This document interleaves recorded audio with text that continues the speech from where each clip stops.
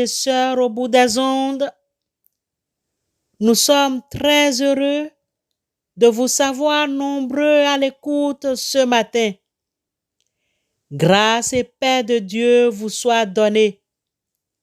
C'est ici la journée que l'Éternel a faite, qu'elle soit pour nous un sujet d'allégresse et de joie. Amen.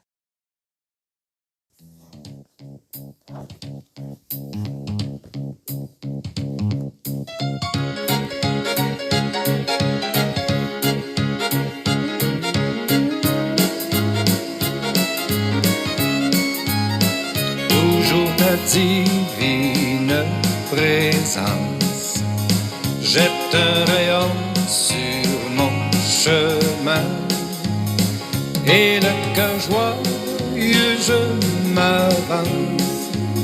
Je n'ai pas peur du lendemain.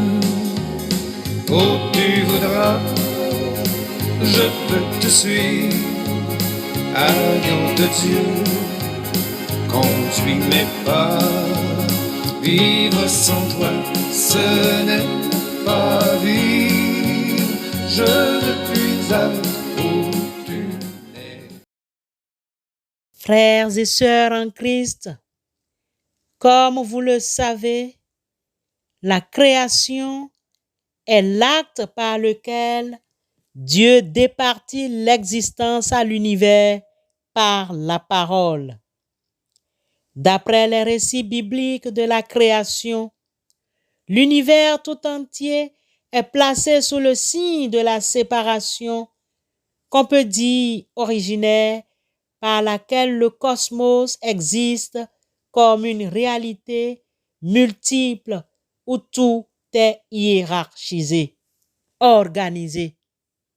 Cette idée est évoquée par le verbe hébreu lehavdil, dont la racine est bet, dalet, lamed, qui sert à distinguer l'action divine. Parmi ces récits, il y a le livre de la Genèse, chapitre 2, verset 15, où nous lisons que l'Éternel Dieu prit l'homme et l'établit dans le jardin d'Éden pour le cultiver et le garder. Comment pouvons-nous comprendre le concept du jardin d'Éden qui nous est offert pour cultiver et garder? Comment pouvons-nous vivre la réalité du jardin d'Éden? Telle est la problématique qui s'impose à nous ce matin. Bien-aimés, il est facile d'observer que de nos jours, nous pouvons passer des années sans labourer la terre, sans cultiver un jardin, ni le garder. Les machines agricoles sont utilisées pour labourer le sol, pour retourner la terre afin de ramener en surface sa partie inférieure. Les machines, avec leur appareillage, éliminent les anciennes cultures ainsi que les racines des mauvaises herbes. L'objectif est alors de préparer une terre prête pour les prochains ensemencements. Nous achetons et consommons ce que nous n'avons pas produit nous-mêmes. La production agricole est industrialisée. Il nous est très difficile de comprendre et ou de vivre concrètement la vie du jardin d'Éden. Garder et cultiver le jardin. Cependant, nous devons comprendre la grande responsabilité que Dieu nous donne envers la nature et l'espace que nous occupons.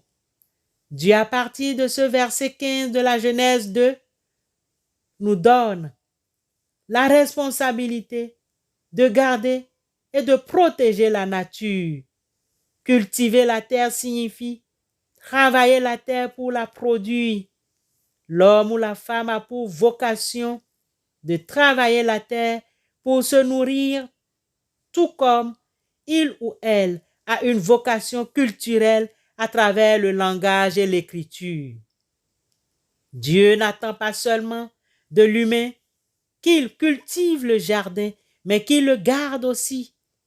Ainsi, Chaque matin, chaque être humain doit veiller sur son jardin, tout comme le jardin d'Éden.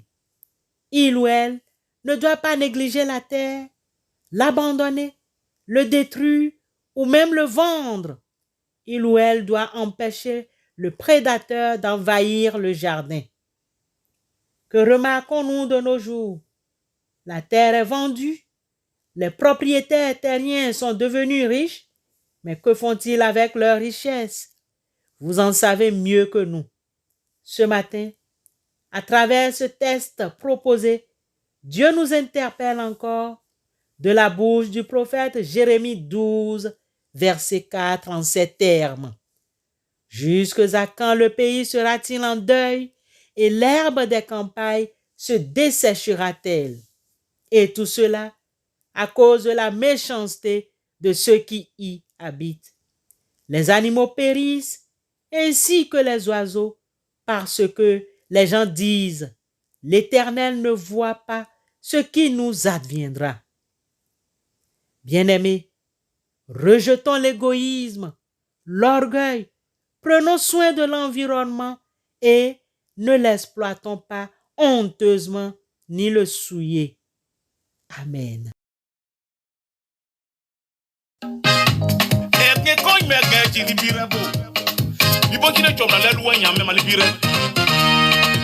Oh, emyam, kopla mi glames, moi met mi kesa, nyamak manga, ewa bweba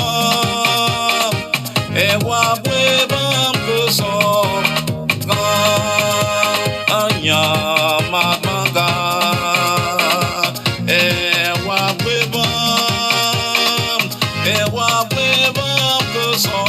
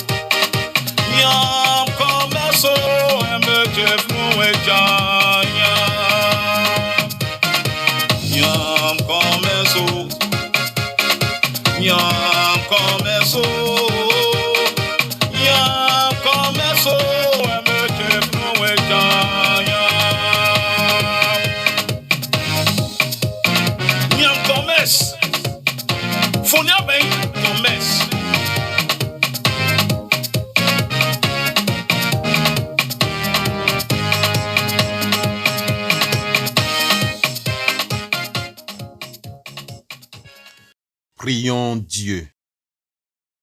Nous te louons, Père, avec toutes tes créatures qui sont sorties de ta main puissante. La création t'appartient. Nous te prions de la remplir de ta présence comme de ta tendresse. Christ Jésus, toutes choses ont été créées par toi. Demeure, s'il te plaît, vivant en chaque créature, avec ta gloire de ressuscité. Esprit Saint, tu vis aussi dans nos cœurs pour nous inciter au bien. Dieu Tout-Puissant, apprends-nous à te comprendre dans la beauté de l'univers où tout nous parle de toi. Éveille notre louange et notre gratitude pour chaque être que tu as créé. Donne-nous la grâce de nous sentir intimement unis à tout ce qui existe. Dieu d'amour, montre-nous notre place dans ce monde comme instrument de ton affection pour tous les êtres de cette terre, parce qu'aucun n'est oublié de toi. Illumine les détenteurs du pouvoir et de l'argent pour qu'ils se gardent du péché de l'indifférence, aiment le bien commun, promeuvent les faibles et prenne soin de ce monde que nous habitons. Père éternel, reste avec tous ceux et celles qui sont éprouvés parmi nous. Délivre-nous de toutes les épreuves. Ô Père, délivre-nous, éloigne de nous le tentateur. Les pauvres et la terre t'implorent, éternel Dieu. Exauce-nous par ta puissance et ta lumière pour protéger toute vie, pour préparer un avenir merveilleux, pour que vienne ton règne de justice, de paix, d'amour et de beauté. Loué sois-tu. Amen.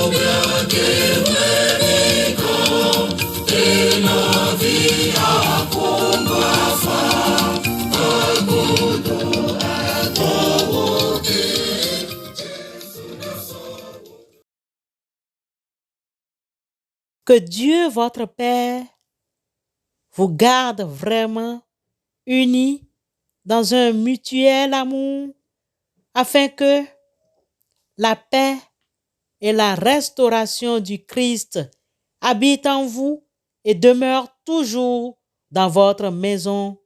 Amen.